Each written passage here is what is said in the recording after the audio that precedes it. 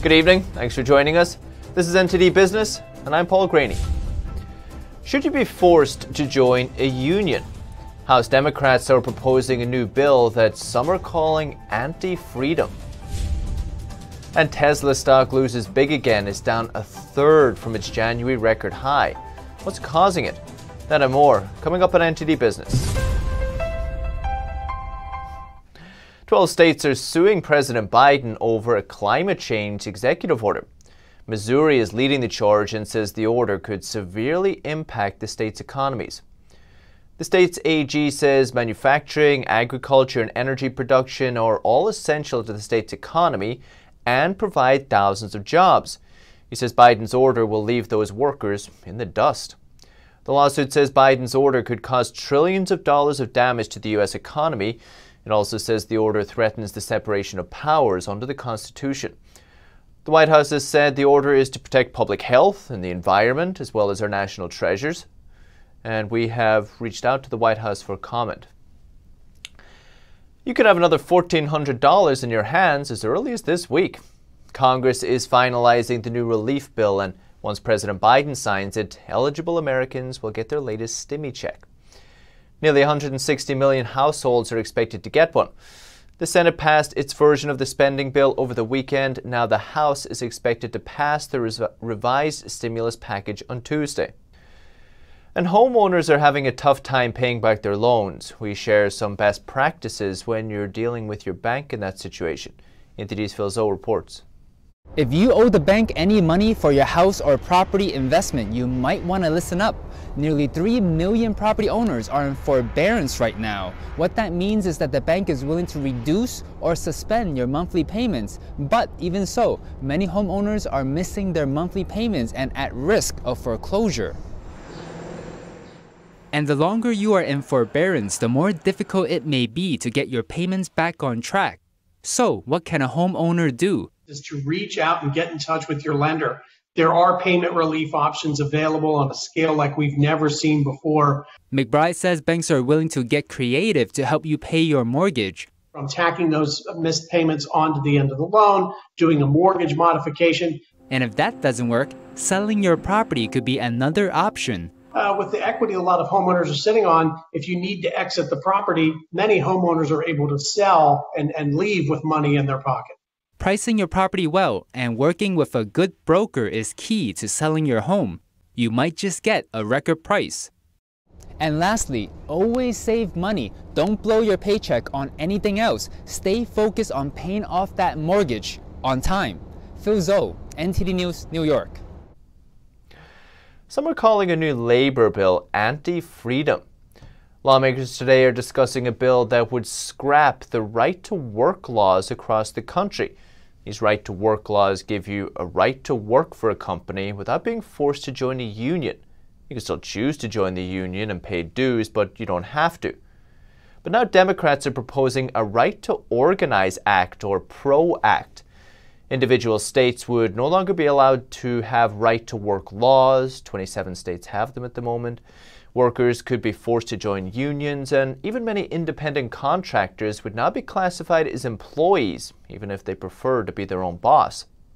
Supporters of the bill say it will protect workers and unions. They claim some workers benefit from unions without having to pay dues. Here's some clips from today's House hearing. The Protecting the Right to Organize Act will strengthen workers' ability to stand together and to organize for better pay, for safer working conditions, and for stronger benefits. Wayne Weingarten just published a study on government regulation of the gig economy in California. Asked him why the new bill is anti-freedom.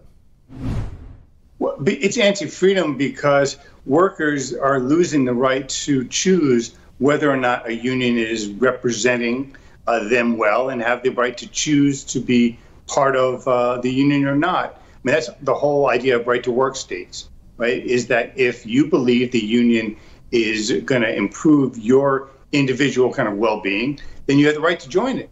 But if you don't, then you don't have to. And what that does is it creates a check on union power. It makes sure that the unions, it disciplines them, just like a market discipline and anything else. It disciplines the unions to serve the interests of the workers, not the interests of union leadership. Is this a surprise that these types of bills have started to come up? It's not a surprise at all. This is one of the most kind of anti-entrepreneurial, anti-worker freedom bills that we've seen really in recent memory. But it's not a surprise. It's part of what the Progressive Caucus has been pushing, what they campaigned on, and so in a way they're just fulfilling that promise. The problem is that there are severe economic consequences, both for the people they're trying to help as well as for the economy writ large. And on that point, what will it mean for me as a consumer for my Uber rides or for my takeouts? It's going to mean less choice. It's going to be higher costs. It's going to be service restrictions. All of the dynamic processes that create a much more vibrant service where you come up with new ways and people are experimenting and trying to serve customers better. All of that, all of those incentives are going to be dampened. And if you're a worker, what we're going to end up with is a much more rigid labor market. Think Europe, right, where there's a lot of worker, quote unquote, rights in Europe. And those who are lucky enough to have a job are doing well. But the hiring is very slow. There's no new job growth. Unemployment rates are persistently high. So there's a lot of consequences. From today's hearing or looking forward, what has stood out so far, or what are you kind of keeping your eye on looking forward? I'm keeping my eye on the progress of this and the reception. I think we need to push back against this idea that this idea of empowering unions is actually helping workers. And we need to dive deeper into the historical experience to really understand what are the policies that help working class people increase their income, increase their wealth, and what are those that harm working class people. And the irony is those people right now speaking loudest for the working class are actually going to do the most harm. And a lot of these people, what they're saying is, well, we just want to protect these gig workers, protect the independent workers, make sure they have benefits, make sure they're not being taken advantage of. Is this not the case? It's not the case. I mean, you have it, take unions and take right to work again. You have union or potential union employees who are rejecting the union. They don't want to join. You have companies who are locating in states that don't have forced unionization because they don't feel like it provides value in terms of their workforce. So here is a negative signal saying that unions are not providing value to either companies or to workers. And as opposed to listening and trying to kind of revise what unions do, what they're in effect trying to do is force you to buy that product. And it's going to be a subpar product. Yeah, I don't think it's good to force anybody to do anything, it could work out a problem for them. Mr. Weingarten, really appreciate it. Thank you so much. Absolutely, my pleasure. On Wall Street today, the market ended pretty mixed. Slumps in big tech again, offset gains in some other parts of the market. The Dow rose 306 points, 0.97%. S&P 500 lost 21 points, or 0.54%. The Nasdaq dropped 311 points, or 2.41%. Bad run for the Nasdaq. The 10-year Treasury yield held a near more than one-year high at around 1.6%. Spot gold dropped 1.2% after hitting a 9-month low. Probably no coincidence there. But wholesale inventories increased in January despite that surge in sales, suggesting inventory investment could again contribute to the growth in the first quarter. Oil prices soared above $70 briefly this morning after Houthis attacked Saudi oil facilities for the second time this month. Brent crude was at its highest level since before the pandemic, reaching over $71 before dropping back a little bit. And WTI crude was at its highest level in over 2 years at nearly $68 per barrel before slipping back as well. It was also partly due to OPEC's decision last week to stick with output cuts. Tesla shares fell today amidst that tech sell-off. It's wiped out over $244 billion off the firm's market value in just the last month. In other words, it's lost a third of its value. Tech stocks have been hit by rising U.S. Treasury yields. Investors also moving funds according to which sectors may benefit from a global economic recovery. One expert says people went into Tesla too aggressively anyway, shooting the price up to $900 a share. He says what's happening now is just a correction. And Harley Davidson has decided the best way to get younger customers to buy a new motorcycle is to sell them a used one first. Greg Kadamaya reports. Harley-Davidson can't rest its laurels on its fiercely loyal but aging fan base, so it's taking a page from automakers. Next month, the iconic American motorcycle maker will begin selling certified pre-owned bikes aimed at capturing younger buyers.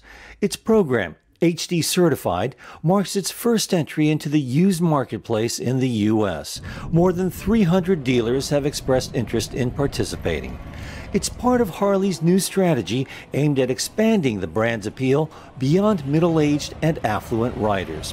Harley needs to attract new riders. The 118-year-old brand has been steadily losing market share in the U.S. Retail sales have fallen for 6 years. Used Harleys are less expensive and demand for pre-owned bikes is strong. Some dealers told Reuters used Harleys outsold new ones last year by 3-1. And J.D. Power data shows Harley was the most sought-after brand in the market for used bikes last year. Under the new program, Harley will certify motorcycles up to 5 years of age with up to 25,000 miles. They'll be inspected and backed by a 12-month limited warranty. Looks like people are taking to the air again. New government numbers show almost 1.3 million people passed through airport security checkpoints Sunday. That's the highest level since January 3rd. It's typical for air travel to pick up in March as students across the country go on spring break, and analysts believe more people will feel comfortable flying as they get vaccinated. The major airlines are cautiously optimistic that the industry may be starting to recover.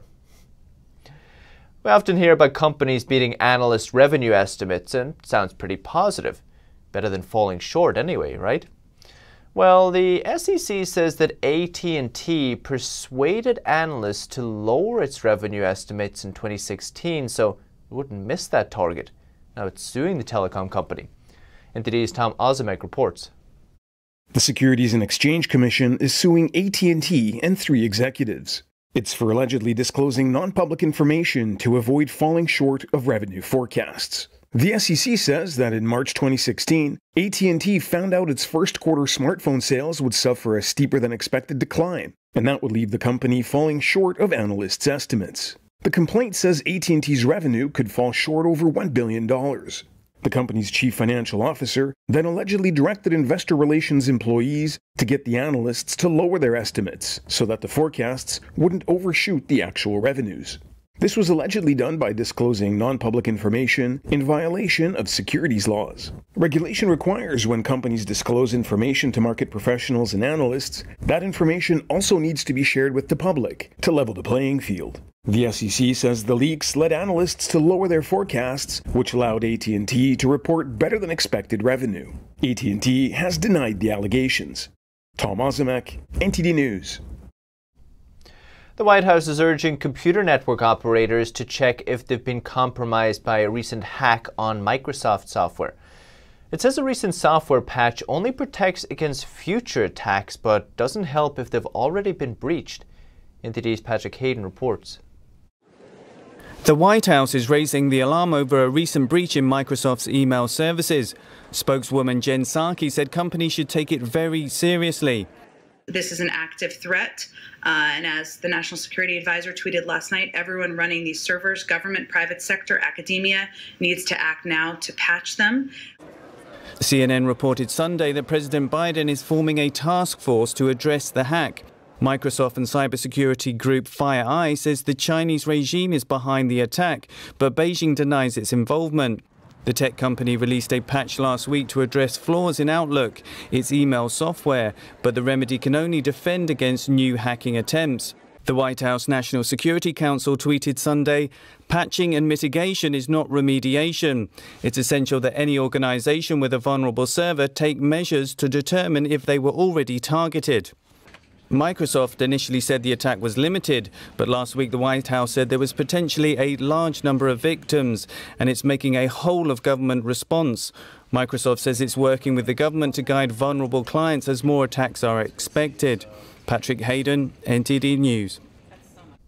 Still to come. People in the UK are now allowed to meet with their friends outdoors, but there are strict rules. And the art of traditional piano making was almost lost. It seems like the business is coming back to life thanks to changing habits. That and more after the break.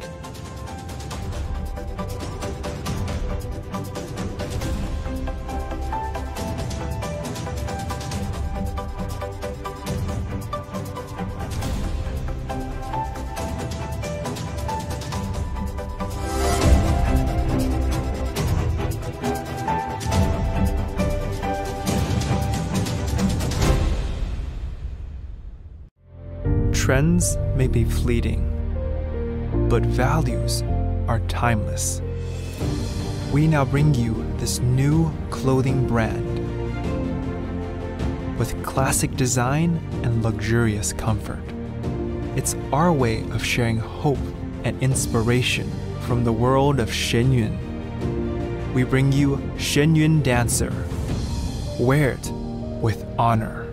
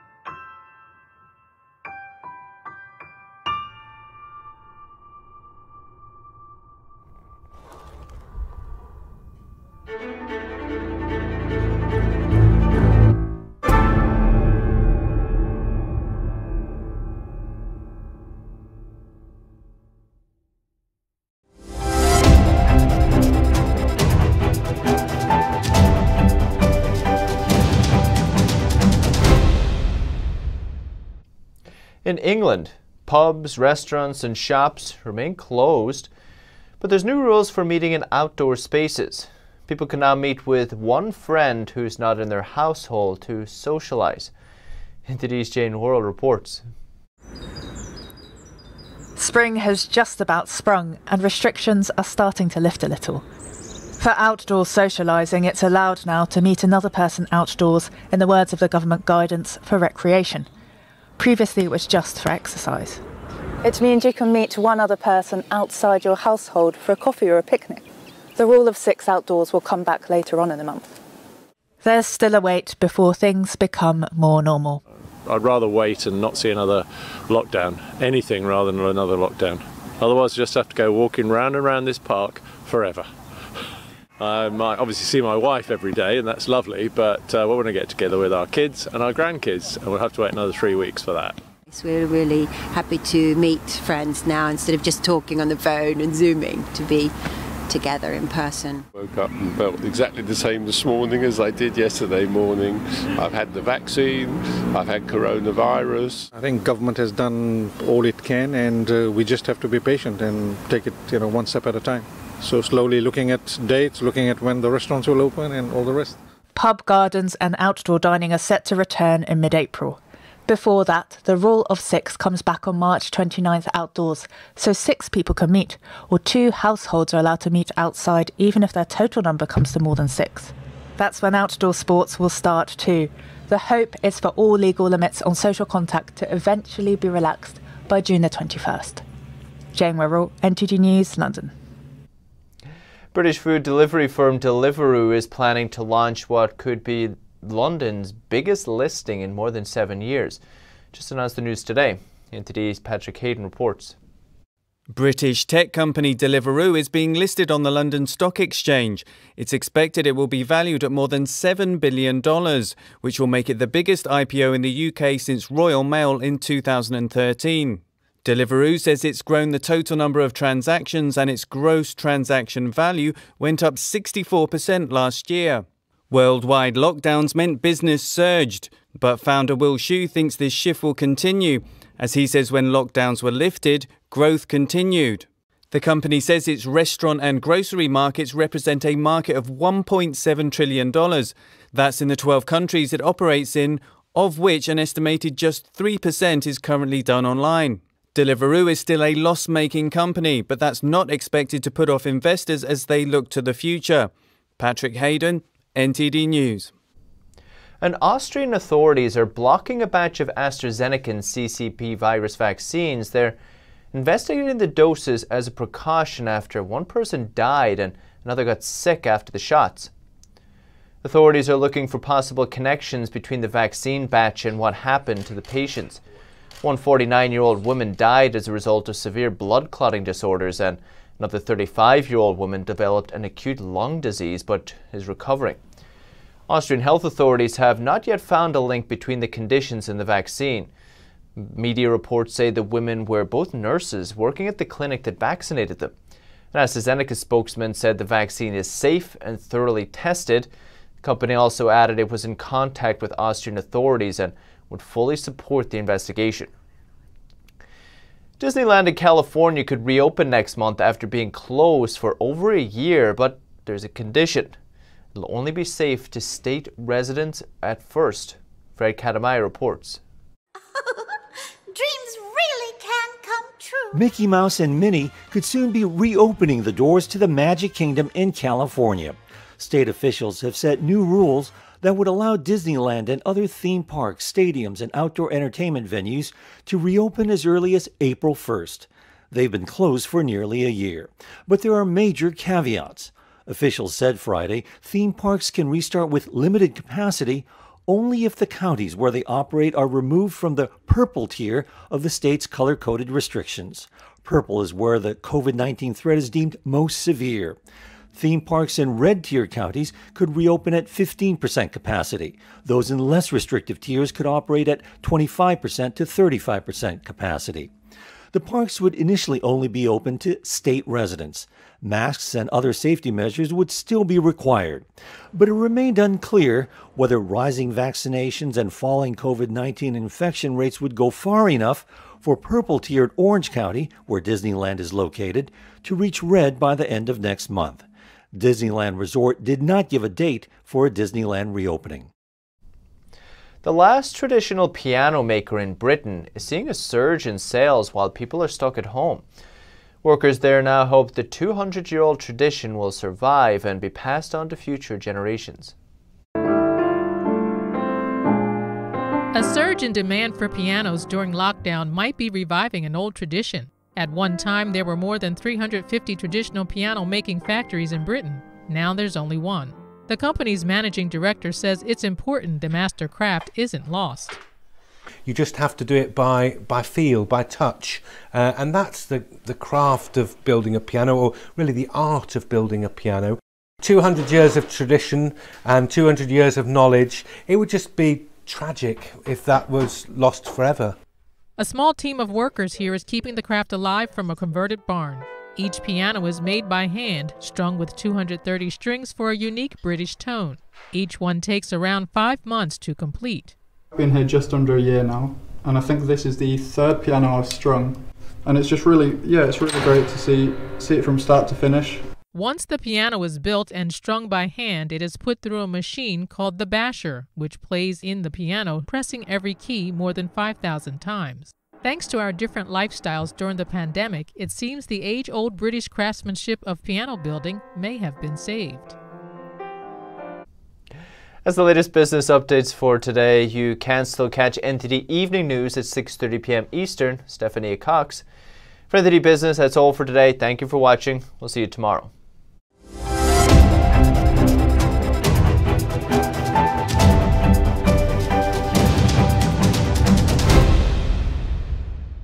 Don't let YouTube decide what information you get. That's your choice. YouTube is deleting our videos and cuts you off from a source of honest reporting. Make sure you don't lose access to NTD's news content, and take a quick moment to subscribe to our newsletter so no matter what happens here, you'll keep your access to a trustworthy news source.